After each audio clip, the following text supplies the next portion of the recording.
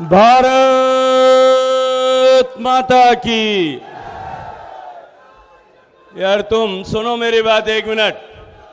ओ युवा मोर्चा सब सुनो पहले। युवा मोर्चा मेरी बात सुन लो पहले। तुम यार प्रधान जी के भाषण के बीच में रुक रुक के नारे लगा रहे थे और मैं तुम्हारे अब तुमसे भारत माता की जय बुलवा रहा हूं, इससे पर्दा भी नहीं हिल रहा है। मुझे लगता है कि तुमको सिर्फ बीच में नारे लगाने आते हैं। एक बार सारे लोग जितने इस पंडाल में बैठे और खड़े हैं, मैं देखना चाहता हूं पंजाब की धरती में आज भारत माता के प्रति कितनी आस्था और श्रद्धा बची है। दोनों हाथ खड़े करिए, संकल्प की मुट्ठी बंद करिए। एक भी व्यक्ति इस पंडाल में ऐसा नहीं होना चाहिए जिसके हाथ ऊंचे नहीं हो और मुट्ठी बंद नहीं हो।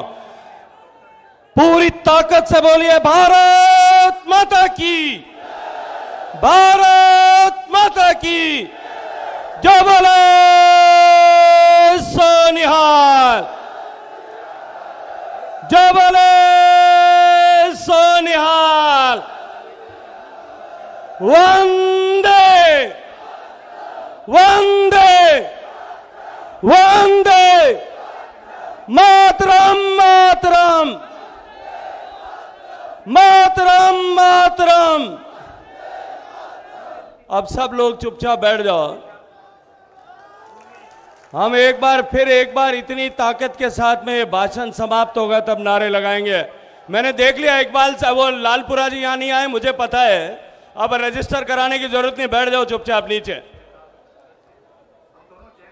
अब बताने की जरूरत नहीं, मुझे पता चल गया कि तुमको उन्होंने भेजा है।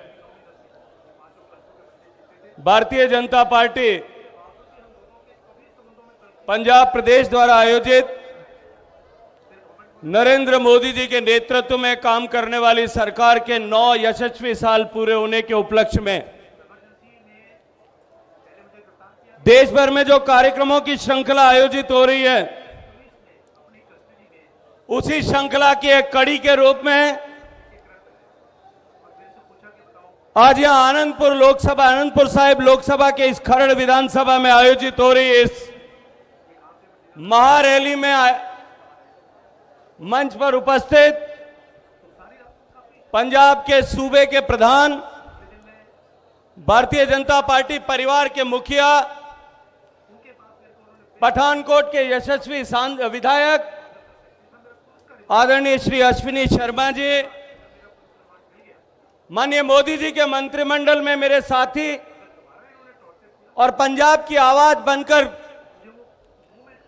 मंत्रिमंडल की बैठकों में गूंजने वाले आदरणीय श्री सोम प्रकाश जी, मेरे मित्र, आप सबके प्रिय पंजाब भारतीय जनता पार्टी के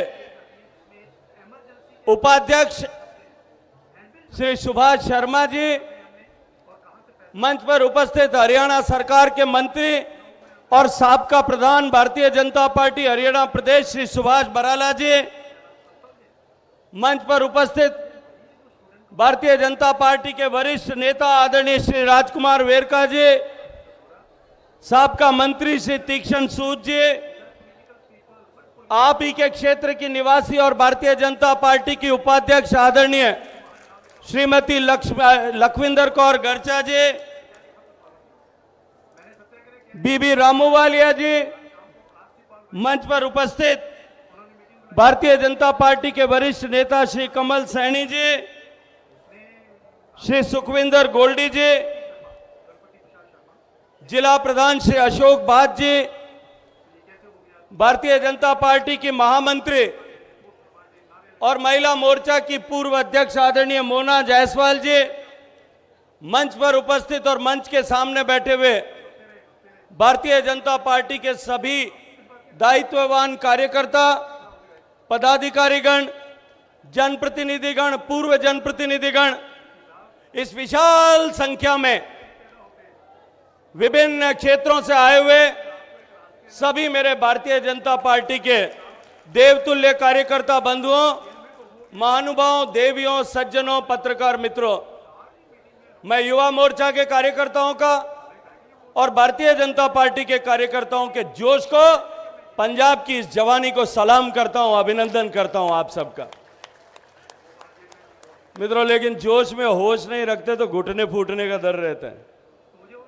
मुझे राजनीतिक क्षेत्र में, सामाजिक क्षेत्र में काम करते हुए 30-35 साल हो गए और अपने अनुभव के आधार पर कहता हूं कि जोश को सही जगह और सही स्थान पर और सही समय पर इस्तेमाल करोगे तो परिवर्तन कर पाओगे, वरना जोश में घुटने फुड़वाने के अलावा और कुछ नहीं होने वाला है। मित्रों, 9 साल बीते हैं, देश में वो अंधेरे का काल, वो अमावस्या की रात, पिछले 10 साल 2004 से 14 का वो कालखंड जब देश एक अंधेरे गर्त में समा चुका था। हर मोर्चे पर हिंदुस्तान विफल हो गया था। आर्थिक मोर्चे पर, सामाजिक मोर्चे पर, आंतरिक सुरक्षा के मोर्चे पर, देश की सुरक्षा के मोर्चे पर, हर मोर्चे पर हिंदुस्तान विफल हो गया था।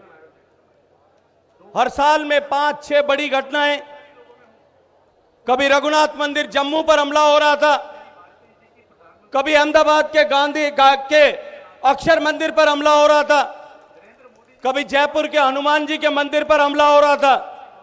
देश के हर बड़े शहर में कहीं न कहीं आतंकवाद की आग हर तीसरे-चौथे महीने में दिखाई देती थी, सुनाई देती थी।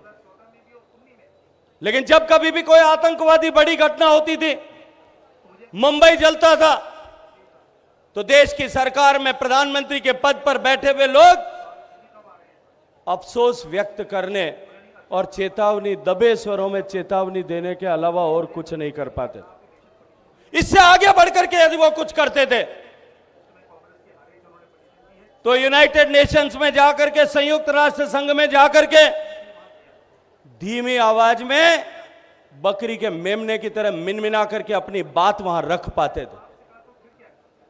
मित्रों, जिस तरह के हालात हिंदुस्तान में उस समय थे, भ्रष्टाचार जिस तरह से चरम पर था, धरती में कोयले से लेकर के आकाश में तरंगों तक बेचने में जिस तरह से भ्रष्टाचार हुआ था, भाई भतीजावाद हुआ था, देश के संसाधनों को जिस तरह से अपने पारिवारिक लोगों को देकर के लूटने का काम जिस तरह से हो रहा था, नित नई भ्रष्टाचार की घटनाओं से देश परेशान था, दुखी था।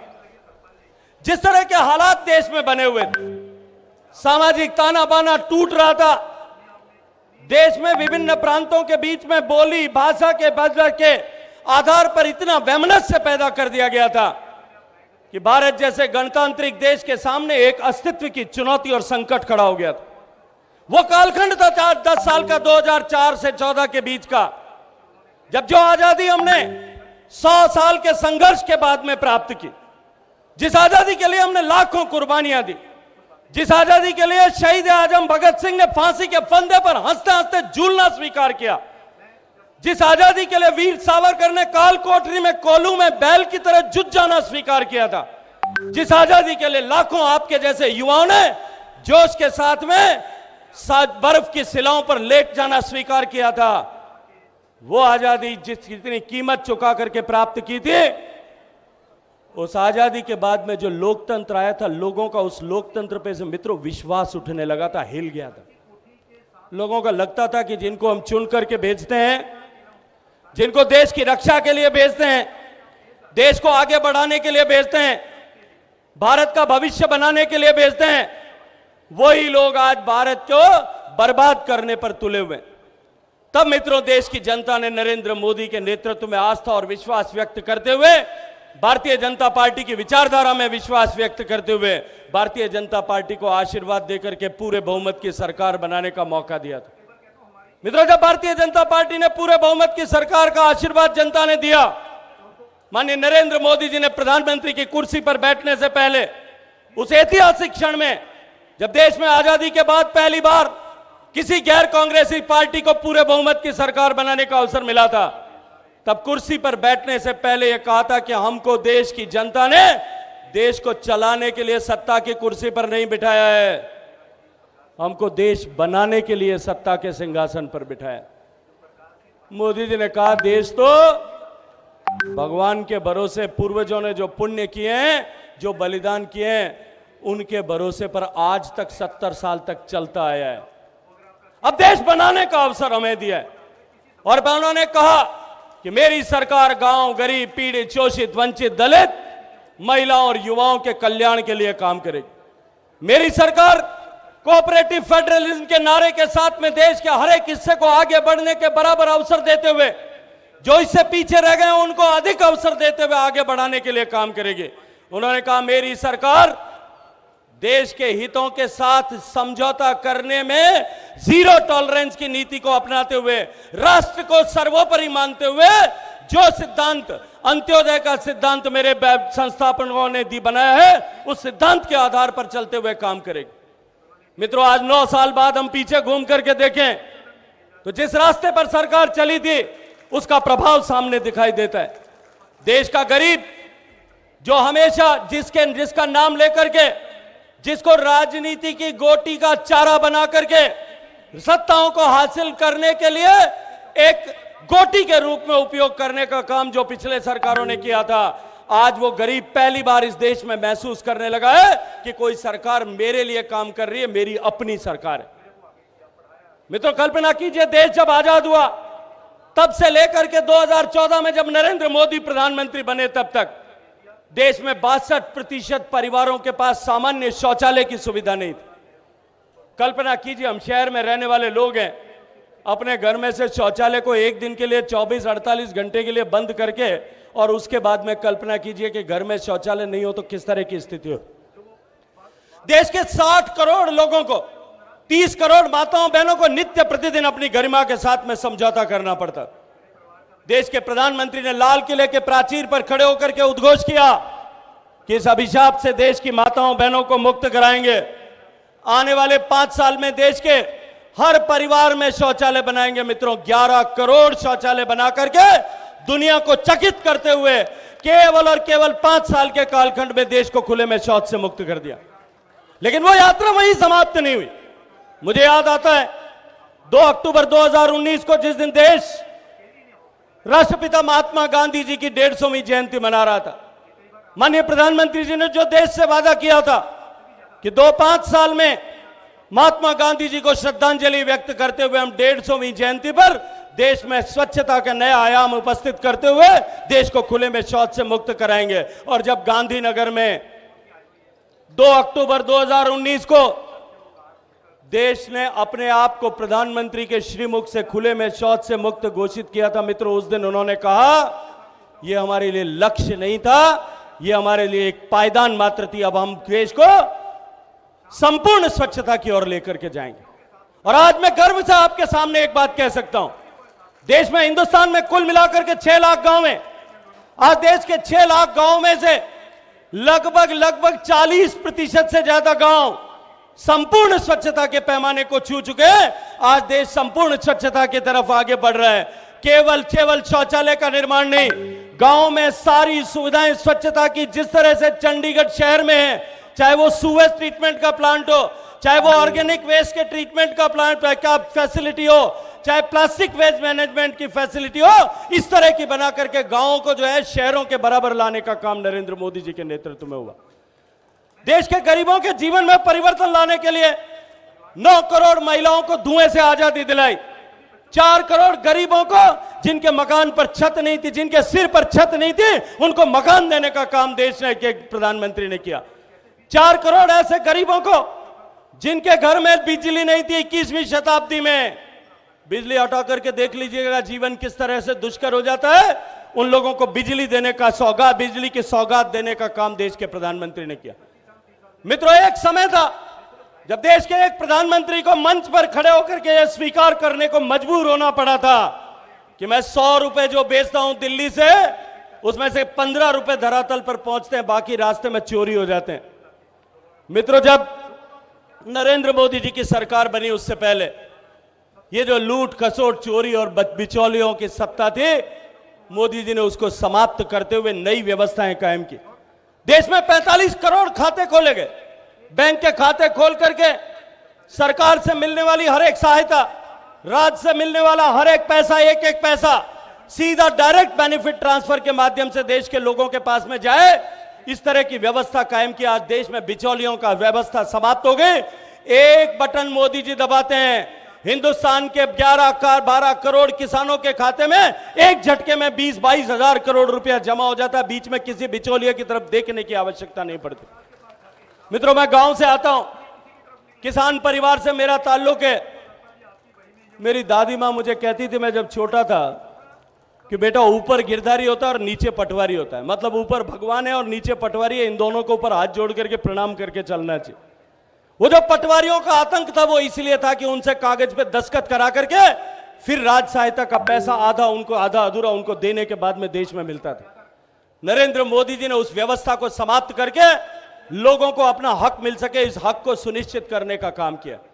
इसके अतिरिक्त भी देश में जिस तरह का भ्रष्टाचार था, देश के संसाधनों को लुटाने की जिस तरह की व्यवस्थाएं बनी थी, उन सबको हटा करके पारदर्शी व्यवस्था के साथ में देश चले, इसको सुनिश्चित करने का काम नरेंद्र मोदी जी ने किया। उसका प्रभाव मित्रों ये हुआ।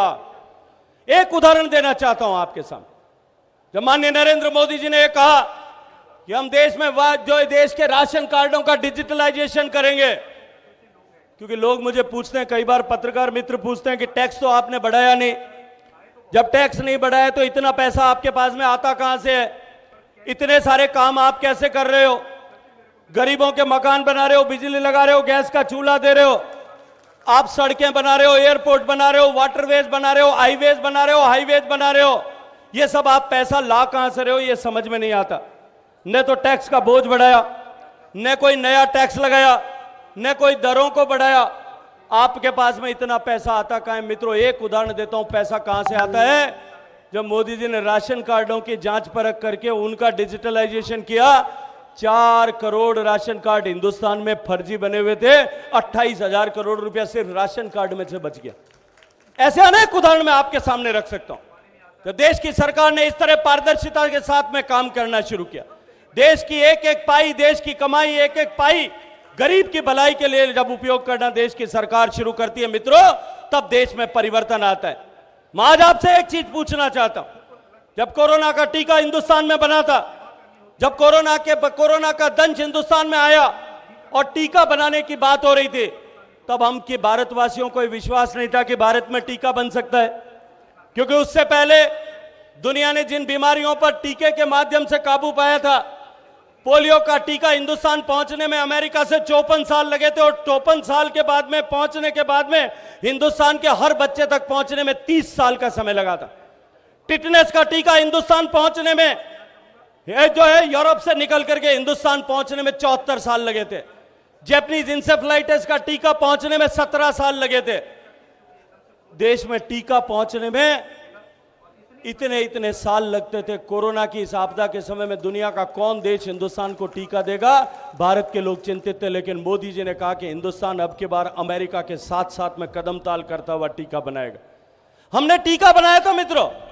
ये जो सरकार यहां बैठी है, इस सरकार के मुखिया ने कहा था ये तो मोदी का टीका है, ये कहा था कि ये तो आरएसएस का टीका है, ये कहा था कि ये तो अनटेस्टेड टीका है, ये कहा था कि ये तो कांग्रेस पार्टी ने कहा कि ये तो भारतीय जनता पार्टी का टीका है। मित्रों, एक चुनौती देता हूं जितने युवा साथी बैठे हैं जो सोशल मीडिया वाला टेलीफोन रखते हैं उनको, ये जो कांग्रेस पार्टी और आम आदमी पार्टी के लोग हैं, इनका कोई भी छोटा tier 1, tier 2, tier 3, tier 4, tier 5 का कोई भी नेता उसकी फोटो सोशल मीडिया में ढूंढ करके दिखा देना कि उसने टीका लगाते हुए की फोटो कहीं सोशल मीडिया पे पोस्ट की होगी। साला खांसी आती है तो भी सोशल मीडिया में केजरीवाल साहब पोस्ट डाल देते। वो केजरीवाल साहब टीका लगा करके आए, उसकी पोस्ट नहीं डाली, भगवंत मान जी ने भी नहीं डाली, कांग्रेस पार्टी के राहुल बाबा से लेकर के नीचे के किसी भी आदमी ने नहीं डाली, क्योंकि इस हिंदुस्तान के सम्मान के टीके को, हिंदुस्तान के सुरक्षा के टीके की उन्होंने आलोचना की। आज मैं आप सबसे पूछना चाहता हूं, हिंदुस्तान सुरक्षित हुआ है, आज हम कोरोना से भय मुक्त होकर के यहां बैठे हैं, उसके लिए आप सबको हाथ खड़े करके मुझे बताइए कि किन किन को 2 टीके लग गए। हाथ खड़े करके मुझे बताइए कि किन किन को दोनों टीके लगे। देश में हर एक आदमी को, देश के 130 करोड़ लोगों को 220 करोड़ डोजेज लगा करके ये सुरक्षा चक्र देने का काम मोदी जी ने किया। मैं आपने पूछना चाहता हूं, किसी से पैसा लिया क्या? कहीं पैसा देना पड़ा क्या? कहीं आपको लाइन में खड़े होना पड़ा क्या? कहीं आपको जो है उसके बाद में इंतजार करना पड़ा क्या? उसका सर्टिफिकेट लेने के लिए कहीं जाना पड़ा क्या? आपको मोबाइल में डिजिटल तरीके से आपका रजिस्ट्रेशन करके, टीका बुला लगा करके, कॉफी पिला करके, चाय पिला करके वापस आप जब अपनी मोटरसाइकिल या गड्डी पे बैठे होंगे तब आपके ऊपर आपके मोबाइल में घंटी बजी होगी और मोदी जी के मुस्कुराते हुए फोटो के साथ में टीका का सर्टिफिकेट आया हो गया होगा। आया था कि नहीं आया था? अमेरिका में कागज का सर्टिफिकेट लेने जाना था पड़ता था, हिंदुस्तान में डिजिटल टीका, जो डिजिटल सर्टिफिकेट टीकाकरण का मिलने लगा। मित्रों, ये जो देश बदलने का काम माननीय नरेंद्र मोदी जी ने किया, आज जिस तरह से देश को प्रथम मानते हुए देश के हितों के साथ में समझौता किए बिना जिस तरह से माननीय मोदी जी की सरकार ने काम किया, भारत को जिस तरह से आगे बढ़ाने के लिए काम किया, देश में जिस तरह से इंफ्रास्ट्रक्चर को क्रिएट किया, इंफ्रास्ट्रक्चर के क्रिएशन के लिए जिस तरह से देश की सरकार ने निवेश किया, आज उसका परिणाम मित्रों हुआ है कि भारत की अर्थव्यवस्था दुनिया की सबसे तेजी से बढ़ने वाली, भागने वाली अर्थव्यवस्था बन गई। मित्रों, अमेरिका ने हमको, इंग्लैंड ने हमको 200 साल तक गुलाम बना करके रखा, हमारी संपदा को लूट करके ले गए। हिंदुस्तान जो सोने की चिड़िया कहलाती थी, उस हिंदुस्तान को भिखारियों का देश, कंगालों का देश ऐसा बना करके छोड़ दिया। आजादी तो 1947 में आ गई, लेकिन अंग्रेजियत की मानसिकता के लोग, जिनका दिल कहीं इंग्लैंड में निवास करता था और जिन्होंने अपना दिमाग और सोच इन गोरी ताकतों के सामने गिरवी रख दिया था, उन लोगों के चलते हुए देश में जो है वो विकास नहीं हो पाया। माननीय प्रधानमंत्री जी के नेतृत्व में जब काम शुरू हुआ और हमने जिस तरह से काम किया मित्रों, उसका परिणाम यह हुआ कि आज हिंदुस्तान का सम्मान पूरी दुनिया में बढ़ा और उस इंग्लैंड को जिसने 200 साल का हमको गुलाम बना करके रखा था, उस इंग्लैंड को पीछे छोड़ करके आज हम दुनिया की 5वीं बड़ी अर्थव्यवस्था बन गए। और सारी दुनिया इस बात को स्वीकार कर रही है कि आने वाले समय में, आने वाले 2 से 4 साल के बीच में हम जर्मनी और जापान को पछाड़ करके दुनिया की 3री बड़ी अर्थव्यवस्था बनने वाले। जिस तरह से आर्थिक महाशक्ति के रूप में आगे भारत बढ़ रहा है, भारत का सम्मान जिस तरह से बढ़ रहा है, भारत का मान और सम्मान जिस तरह से पूरी दुनिया में बढ़ रहा है, आज दुनिया के देश के जो है राष्ट्राध्यक्ष, अमेरिका में मोदी जी आज गए हुए हैं, आज दोपहर का भोज उनका जो बाइडेन साहब के घर पे, और ये जानते हुए बाइडेन साहब और उनकी पत्नी ने कि मोदी जी ने जो है वो बाजरे को और मोटे अनाज को पूरी दुनिया में पहुंचाया है, उनके लिए बाजरे के रोटी बना करके उनको खिलाने का काम व्हाइट हाउस में हो रहा है। क्या हम कभी कल्पना कर सकते थे?